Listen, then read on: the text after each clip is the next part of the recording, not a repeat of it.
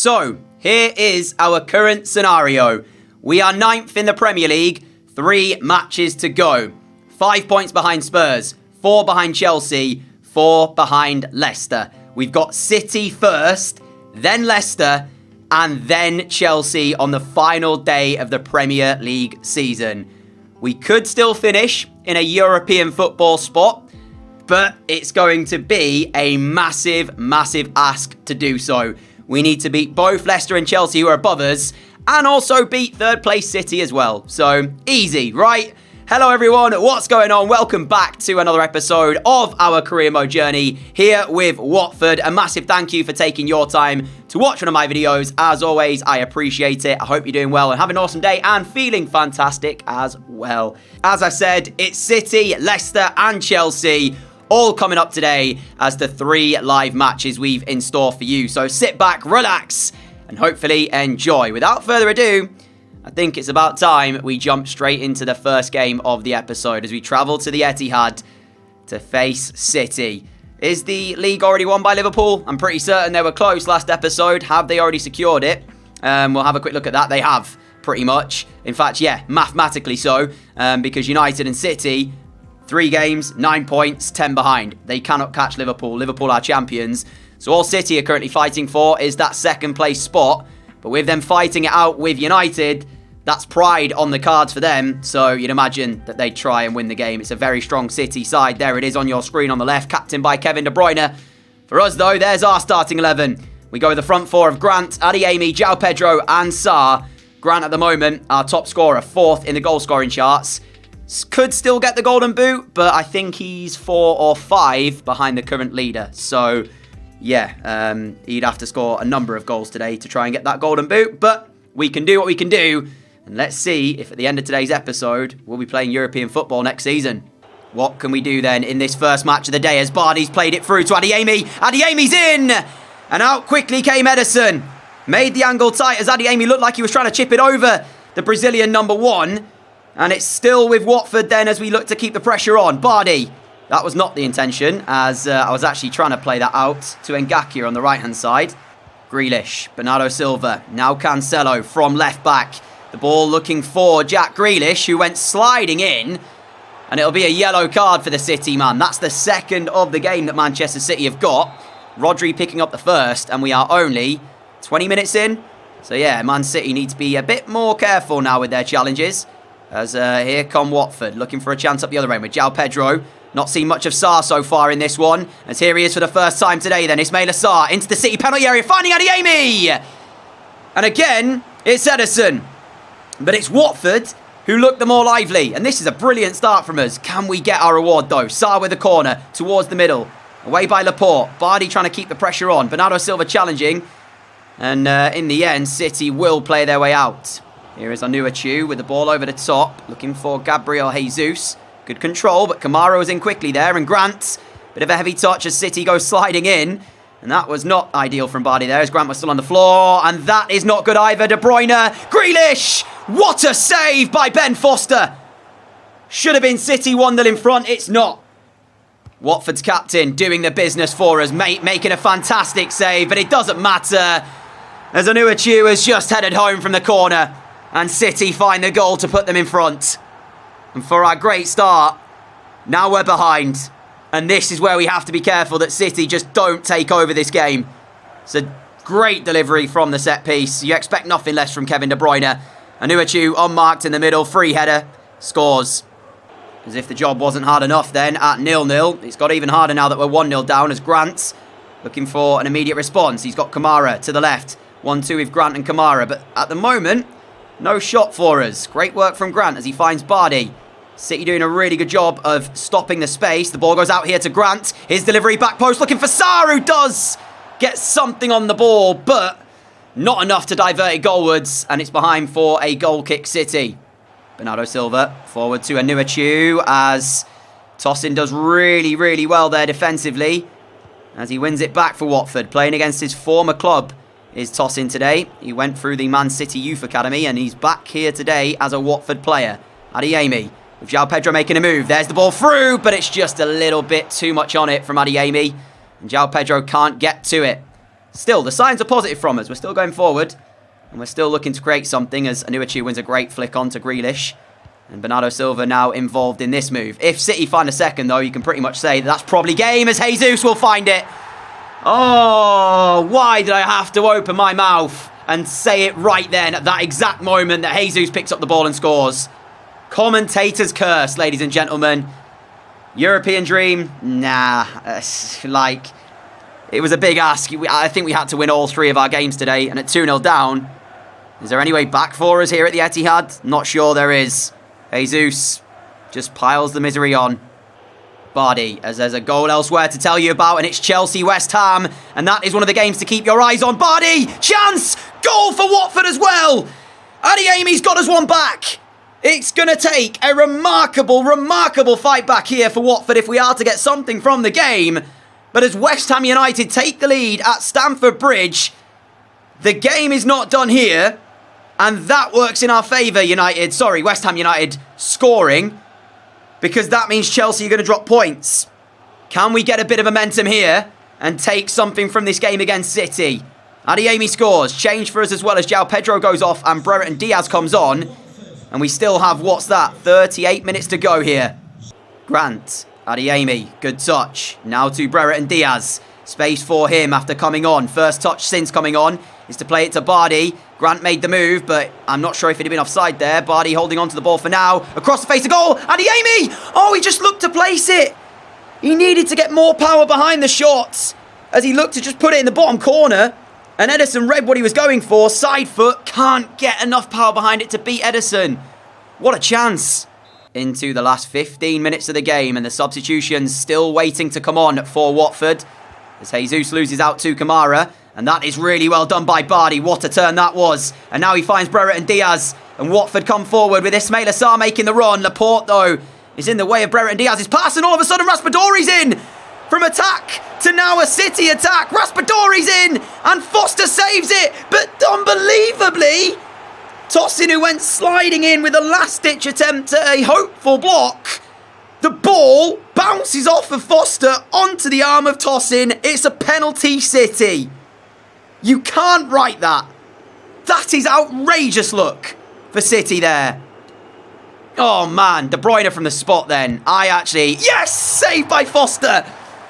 Oh, honestly, I can't believe they got a penalty like that. I mean, I'm not denying it's a penalty. I'm not saying it's not. It is a definite handball from Tosin. But just the way the ball hits Foster and hits then Tosin on the hand is just a bit ridiculous as Grant plays it to Dennis. Counter-attack on for Watford here. Sterling going in strongly. Referee goes over to warn him.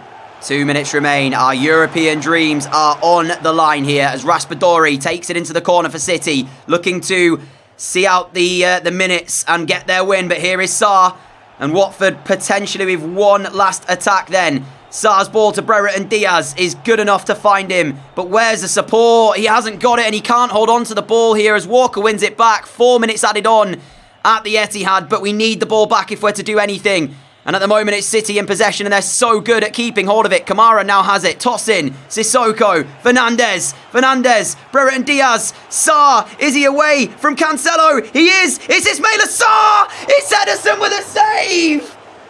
How does he save it every time? Oh. You can't deny that we have given it everything we possibly could here after going 2-0 down. We've tried our hardest to get back into this, and unfortunately, it just isn't to be. It finishes Man City 2, Watford 1, my friends. And with only 2 Premier League games remaining, it's Leicester and Chelsea. We definitely have to win them both if we want any chance at Europe, but I still don't know if that's going to be enough. 8 shots apiece, but City just more clinical on the day. Unfortunately for us, Chelsea were actually held to a 1-1 draw against West Ham, so they do drop some points. Whether or not that's going to be enough, I'm not sure. As every team now then has played 36. And as you can see, 5 behind Spurs. I think 7th will be enough for European football. But we'd still require Chelsea or Leicester to drop points along with beating them. So even if, we do win here, then we still need them to drop points in another game anyway. So yeah, we'll just focus on us for now. Nobody from the first scouting report from England. Second one from Wales. We got Gavin Bevans, 77 to 94. And Scott Clark with a really good overall, actually. But we'll reject the rest of those players. And then finally, we have Scotland. And although Jeffrey's potential is decent, his starting overall is not. Yeah, I'm not going to sign any of these players. So that's the scout reports done. On to Leicester we go then. One change to tell you about from our starting 11 as João Pedro drops to the bench and Dennis is back in to partner Adeyemi up front. For Leicester, Kasper Schmeichel in goal and the captain. Castagne, Fofana, Ginter and Luke Shaw at the back. Conrad Lema and Ndidi, Lookman, Sumare, Berardi, and then up front it's Patson Daka. And he tore us apart last time we played Leicester. So, yeah, I expect very much the same. And if you look at the two sides on show here today, Watford and Leicester, and look at the starting 11, you can kind of see why Leicester are above us. You'd say that on paper, they probably have the slightly better side. As here is Tosin, finding the ball forward to Sissoko. And now out to Sarr. But what we do well is attack. And that is what we're looking to do immediately. As Sarr's ball into Bardi. It's in the box. Adeyemi was ready to strike. But it's a penalty kick. As Bardi's volley hits the arm of Castagne. And the referee points to the spot. We'll see it better from this angle here. Well, is it his arm? I think it might be his chest. But regardless, penalty given. Grant with an opportunity to get himself another goal. As we'll go top left here for Karlan Grant. It is a fantastic spot kick, and it puts Watford 1-0 in front against Leicester. Let's not get ahead of ourselves, but at this moment in time, we have to win this game, and we are in front. Karlan Grant, brilliant penalty. And I'm actually going to look as well and see how many goals that moves him on to. I want to say that's his 19th of the season in the Premier League. What a return. What a season he's had as well. And if you're looking at players for next year that we want to be building a team around, Karlan Grant is certainly one of those players. That is his 19th in 34 matches. This now is Leicester's third corner of the game, and they've been one after another as Dennis heads away. But Bardi put under pressure here, has to be careful. Trying to clear it, not a good clearance. There's the equaliser. And you can see Bardi's got his hand up apologising because he knows that that is a massive mistake to make in a game of importance. I mean, he did well enough to get the ball under control, but then as he tries to put his foot through it, just doesn't do well enough to do that. Put under pressure. I think it's... who scores the goal in the end for Leicester? I don't actually know. Berardi. It's Berardi who puts the ball in the net after Luke Shaw finds him. But honestly, Bardi has to clear that ball. And is this where we now capitulate? Because here's Daka. Foster with a save. If there's any player on this pitch you do not want a chance like that to fall to, it's Patson Daka, and we got away with that as Foster makes the save. Now Sarr towards Sissoko. Watford looking for a way forward themselves. That's a great ball from Sissoko to Sarr. Sarr, as he looks for the ball into the box, Ginter's in the way, and he will not only block it, but he'll stop the corner as well. Brilliant defending from Ginter for Leicester there. Sumare, now Lema towards Daka. What a touch. I mean, the turn from Daka again, it's sublime. It really is. What a turn that was. And then again, Foster with a save, though. Berardi forward to Daka. Daka, what a block by Tosin. That is phenomenal defending. And Bardi trying to play it forward, giving the ball away. You know what? Bardi's had a shocking performance. Let's just say that. So Fernandez is going to come on.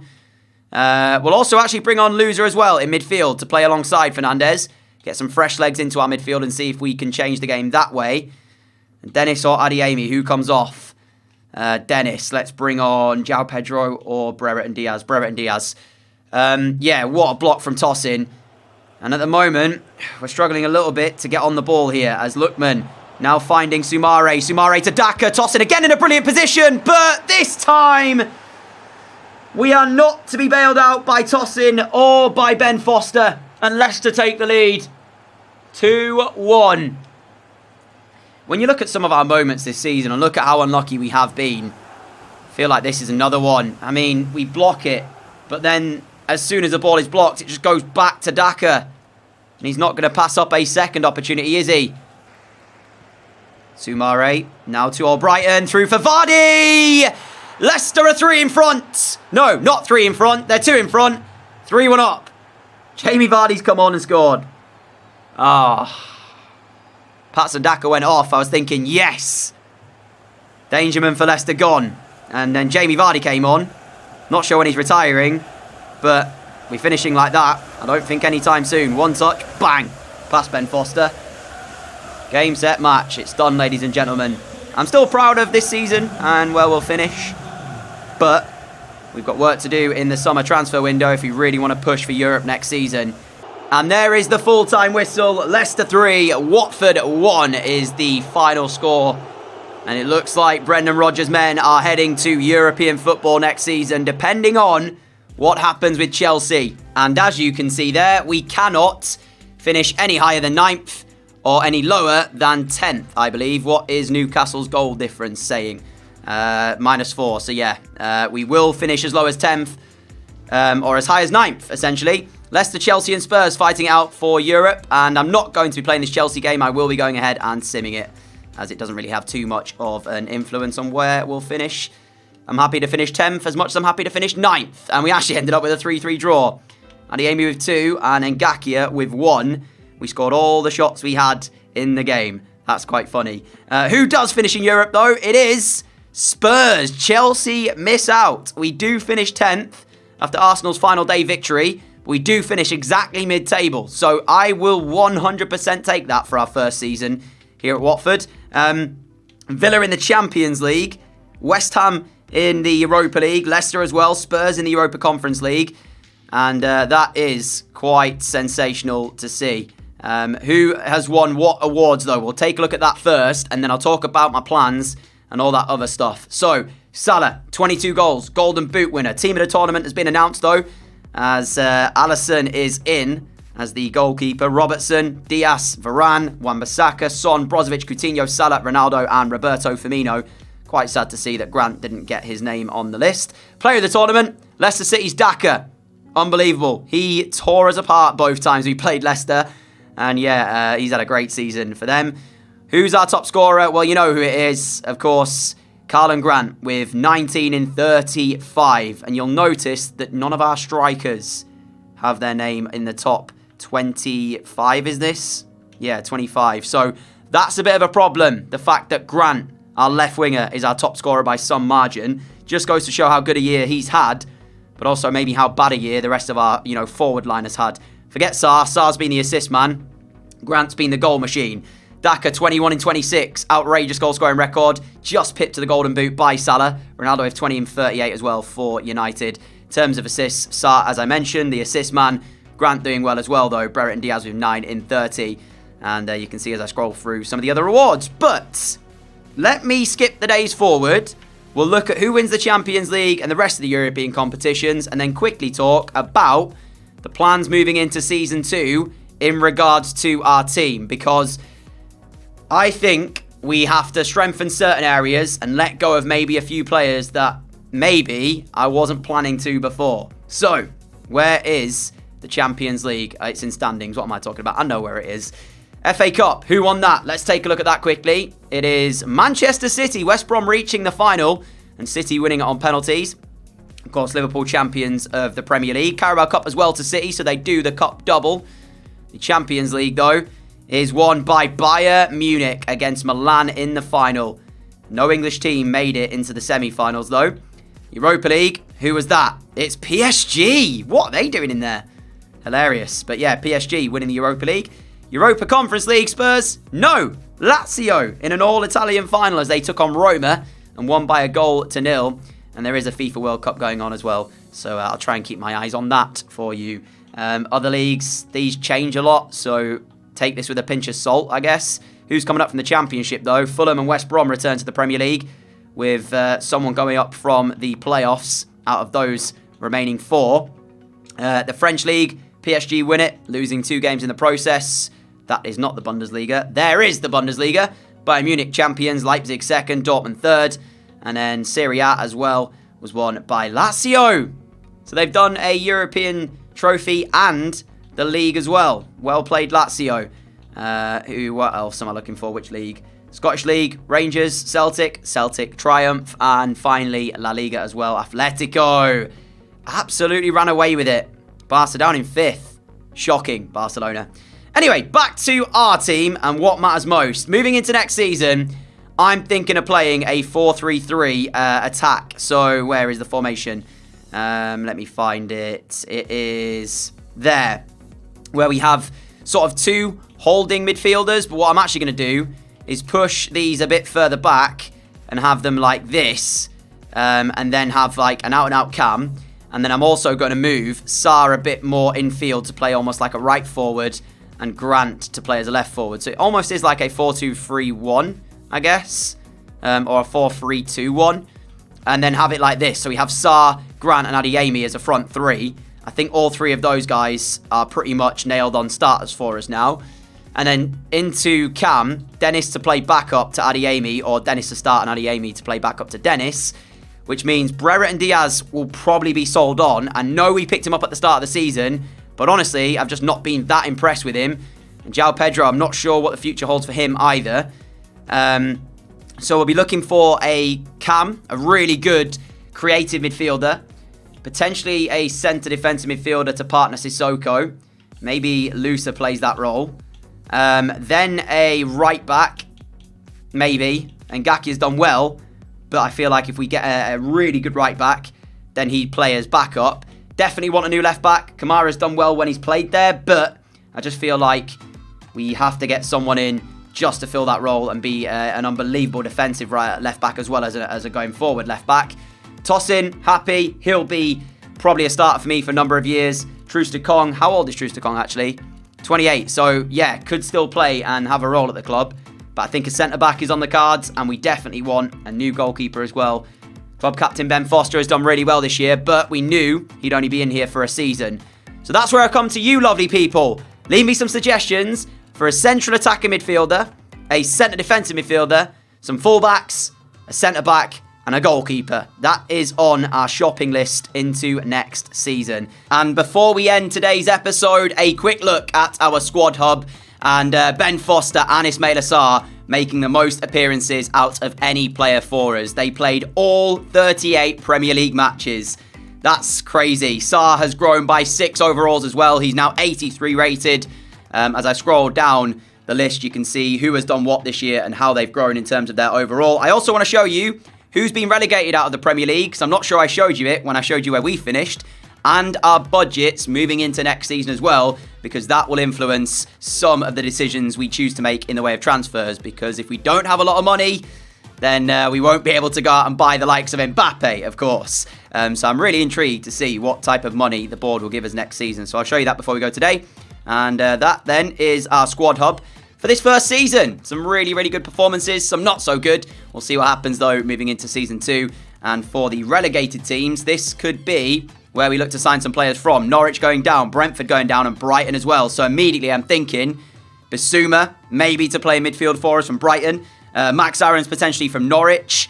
Yeah, there's some real good options for us with the teams that have gone down who would be looking to return to Premier League football, those players. So we'll see what happens in the next episode, which will be the start of season 2. For now though, let's skip the days to the end of the season, see what the board have made of our first year, and take a look at the budgets. And then that'll be the end of today's episode. These players I'm going to be trying loaning out. We'll see if they do end up going out on loan, and then if they come back a better player or not. Now that the season has come to an end, the Watford board have met to review our progress as a club on and off the pitch. While we weren't able to achieve all of our objectives on the playing side, we believe that the team delivered a satisfactory performance overall. We hope to do even better next year and believe that you remain the right person to take us forward. Thanks, Watford board. Happy to do so. And here we are then, Season 2. What will we be given in the way of a transfer budget? This is the exciting part. How much money are we going to have to spend ahead of a big summer transfer window? Let's find out as we go to office. £42 million. I'm going to move a little bit across so that way we get to 44 and 200,000 in the wages. So that is how much money we have to spend. Now, do remember as well, we'll have players leaving, which will get us some money as well in, and we have the pre-season tour as well. So our transfer budget could well end up being more than 44 million. Yeah, I'm excited. Hopefully you are as well. I want to say a massive thank you for watching this episode. If you did enjoy it, a like would be greatly appreciated. We just didn't have enough for European football this season, but we are going for it in season number 2. Until next time, stay safe, everyone. Have a great day, have a great evening, and as I say, leave me your suggestions for signings you want to see join us here at Watford in season number 2. And until next time, adios.